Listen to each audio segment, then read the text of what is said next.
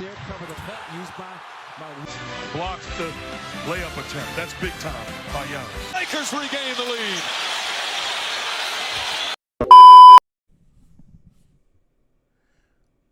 What's up, YouTube? Franchise Sports TV back again with another video. Sorry. Before I get in, like, share, subscribe, and do all the good stuff. It helps boost the channel. So, alright, so last night, right, for some of you probably who was on the stream, I made a stream last night reacting to probably the last, let's say, 10 minutes of the Bucks versus Nuggets game. Bucks got their ass handed to them. And it's probably a good thing they got their ass handed to them. Therefore, they can realize what they do. What they can work on and what they can change for the future.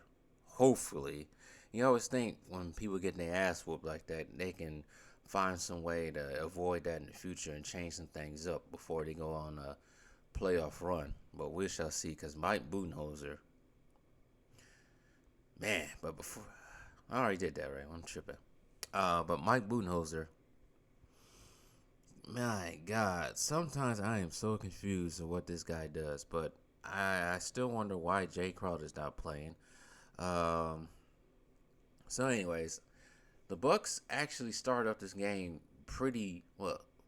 They was moving the ball. I think they had 18 assists and limited turnovers, probably 1 or 2 turnovers in the first half. Giannis, I think, he first jumped out with 11 points, but second half was the tale of two quarters. Tale of two halves, I should say. And then the Bucks going into the third quarter just ran out of gas. Denver game plan in the third quarter for Giannis, putting pressure on him. Everybody else just seems after that point inadequate. Towards the end of the game, it was just a mess. And I did get on the stream at the time of the third quarter. I think it was the fourth quarter. Did get on the stream, went on this whole big rant about the refs and everything, about Nikola, Jokic, and all this stuff, right? There was some foolery going on with the refs. At one point again, you couldn't touch him. You couldn't touch Jokic, and he was always crying too for some reason. Always crying, always looking at the refs. I have a problem with that when people look at the refs. But anyways, this does not really prove that Jokic is MVP. It really doesn't. It doesn't.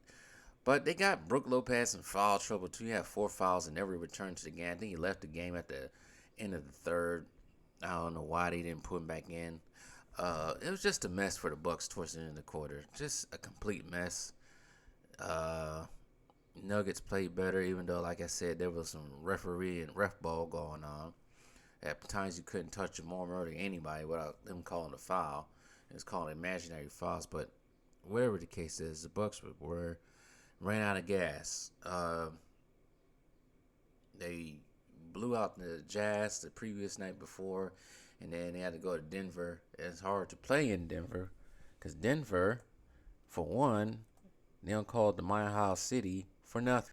But that's no excuse because Kobe put out the Nuggets a couple of times during this day in Denver. So that's no excuse because I don't know if you guys know. It's harder. The air is a little bit thinner in Denver.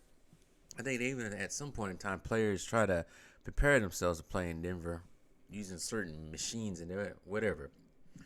But yeah, I said this doesn't mean that Jokic is MVP at all.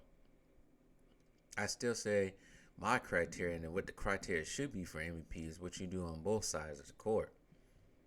Jokic only plays on one side of the court. And there was a couple of times when Jokic got stripped by Giannis too, when Giannis held it. Giannis tends to, when it comes to, I've seen this before with Luka, he brings the fire towards them too. He makes sure he brings it with those two. He needs to do that with every superstar. He tends to do it a lot with LeBron, Jokic, and, well, now Jokic and Luka. He needs to do that with everybody. But anyways, Embiid and the Sixers lost last night out here in Phoenix. So right now, I guess to the Jokic fans, he's looking better than all of them. But let's not just say Jokic had a good game in itself. Let's see here. Who finished with what today? Giannis did finish with 31, 9 and 4 in 32 minutes. Middleton 13, 8 and 5. Lopez, like, he played for only 19 minutes. He's in foul trouble all of a sudden.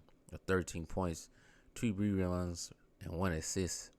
Drew Holiday wasn't even better with 9 points, 2 rebounds and 7 assists in 30 minutes. And Grayson Allen had 13, 4 and 1. And Bobby Portis coming off the bench had 11 and 6 in 25 minutes. There was other factors in this game with Patrick Connaughton, 5, Joe Ingles with 2, Javon Carter not scoring at all. So you can tell what kind of night it was. Wesley Matthews had 2. I don't understand why Wesley Matthews was even in that game trying to hold Jokic at times. Beauchamp had 5, and Giannis' older brother had 2. Technical fouls were flying everywhere for some reason. Bucks couldn't say anything. As for the Nuggets, Michael Porter Jr. had 19. Aaron Gordon had 9. Jokic had almost the same amount of points as Giannis, actually 31. Did they have the same amount of rebounds? No. Yeah, Jokic had 31, 6, and 11. Murray had 26. Half of his points from the free throw line. Couldn't even touch him. 9 assists, 6 rebounds. And Caldwell Pope had 11, with Doo Brown coming off the bench with 11. Jack Green didn't have 7. But it is what it is. I made that stream. Spur of the moment kind of stream. But this is more on the Bucks more than anything. They did shoot more free. Nope, Nuggets shot more free throws. Nuggets shot 28 times from the free throw line when the Bucks shot 21. Bucks only missed 2 free throws when the Nuggets only missed 8. Bucks got out-rebounded, out-assisted, out-blocked. Bucks had more steals. Turnovers were tied. And then the Nuggets had more points in the paint. And the Nuggets and Bucks are identical from the field. But the Nuggets, I said the Nets before. The Nuggets shot 52% to the Bucks 44%. It is what it is. Hopefully the Bucks can learn from it and go to, I think they play on the road in Detroit. That's nothing, really. It's something not to put down on an NBA team, but compared to the Bucks and the Pistons, who ain't going to take? But hopefully in the future, Coach Bud can adjust and do something different when they put 3 people to try to build that stupid-ass wall over Giannis once again. But like I said, the Bucks still in first place. A couple of games over the Sixers because the Sixers lost 2 in a row now. So it is what it is. But to me, Jokic is still not MVP. I think Embiid should be MVP. Yeah, I said Embiid.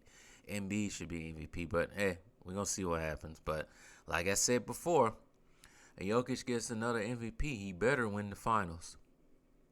He better win. I don't want no excuses. And if he don't, you know what's going to happen. But tell me what you got.